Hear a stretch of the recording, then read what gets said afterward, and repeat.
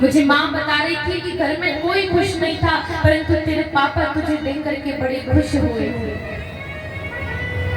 ले ले के नाम प्यार जताते भी मुझे थे, आते थे कहीं से तो बुलाते भी मुझे थे। मैं हूँ नहीं तो किसको बुलाते हो बाबूजी, बुलाते हो बाबूजी, क्या याद मेरी आती नहीं। हर जिद मेरी पूरी हुई, हर बात मानते। संतान ना केवल अपने माता पिता से कह दे कि भैया अरे पिताजी मुझको ये चाहिए, तो बस माता पिता उसको लाने में देरी नहीं करते। हर जिद मेरी पूरी हुई, हर बात मानते।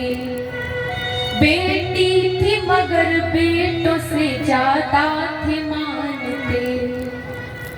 घर में कभी होली कभी दीपावली आई, सैंडल भी मेरी आई और फ्रॉक भी आई।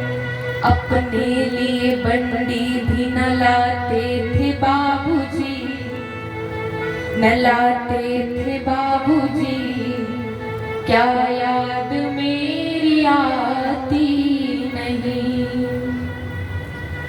पिताजी मैं आपको बचपन से देख रही हूँ, कमाने के लिए लगे हुए हो, कमाने में लगे हुए हो।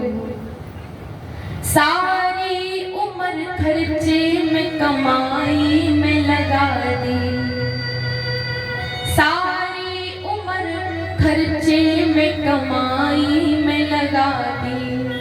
दादी बीमार थी तो दवाई में लगा दी। पढ़ने लगे हम तो पढ़ाई में लगा दी।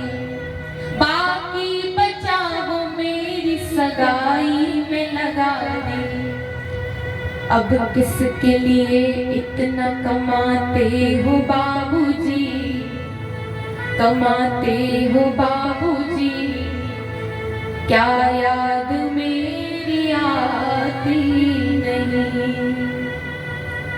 पिताजी आप कहते थे कि जब मेरी लाली चली जाएगी ससुराल तो मेरा मन नहीं लगेगा घर में, मेरा मन नहीं लगेगा घर में। तो अब कैसे मन लग रहे हो है, अब का है रहे हो है। कहते थे मेरा मन कहीं एक पल न लगेगा, बिटिया विदा हुई तो ये घर घर न लगेगा। कपड़े कभी गहने कभी सामान सजोते, तैयारियां करते थे कभी छुप छुप के फिर रोते। तैयारियां करते थे कभी छुप छुप के भी रोते। कर कर के याद अब तो न रोते हो बाबूजी, न रोते हो बाबूजी, क्या याद मेरी आती नहीं। बेटी कह रही है पिताजी मुझे समझ में ही नहीं आया कि मेरा घर है कौन सा। जब आपके यहाँ थी तो सब कहते थे कि पराये घर चली जाएगी, अब ससुराल में आई हूँ तो यहाँ कहते हैं कि पराये घर से आई है। मेरा घर कौन सा है, कैसी परंपरा है ये, कैसा विधान है। पापा बताना कौन सा मेरा जहान है। आधा यहाँ आधा वहाँ जीवन है अधूरा, पीहर न पूरा है न ससुराल है पूरा। पिताजी न तो पीहर पूरा है न ससुराल पूरा है, पर एक बात बताइए, क्या आपका भी प्यार अधूरा है बाबूजी, अधूरा है बाबूजी, क्या याद मेरी आती नहीं। सच बात पूछती हूँ बताओ न बाबूजी, छुपाओ न बाबूजी, क्या याद मेरी आती नहीं।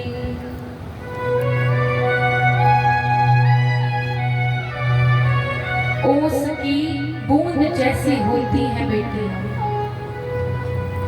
जरा भी दर्द हो तो रोती है बेटियां। रोशन करेगा बेटा एक कुल को, दो दो कुलों की लाज को ढोती है बेटियां।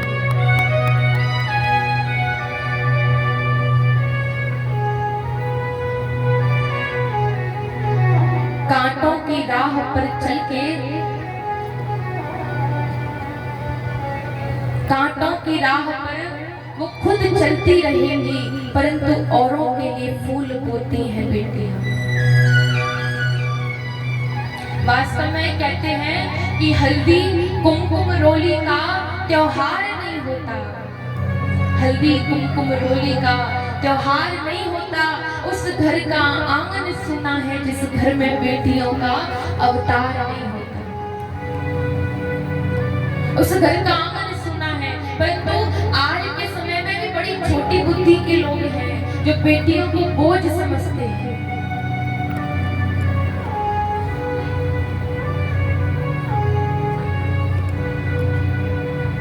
बेटियां किनकी संपत्ति होती है।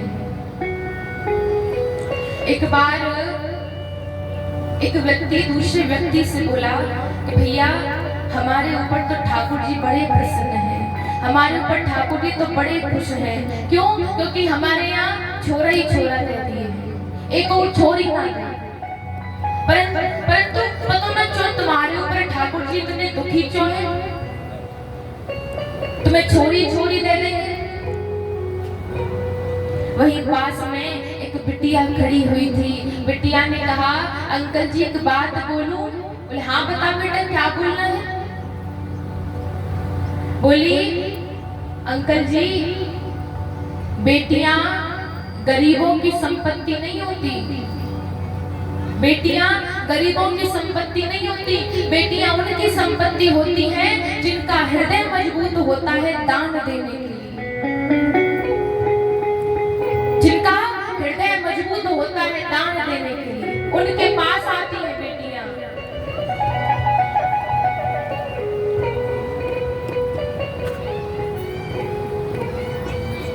आज ऐसा कोई मुकाम नहीं रह गया कि जिस मुकाम पर बेटियां नहीं पहुंच रही हैं। ऐसा कोई काम नहीं रह गया।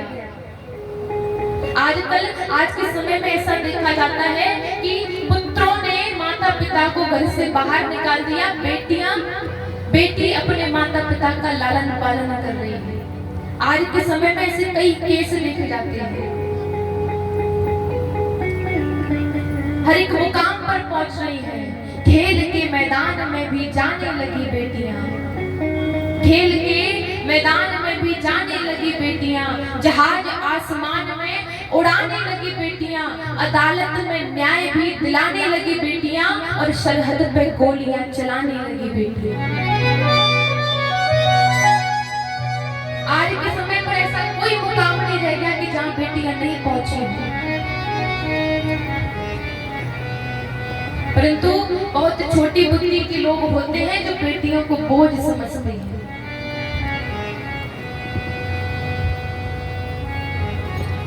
आज भैया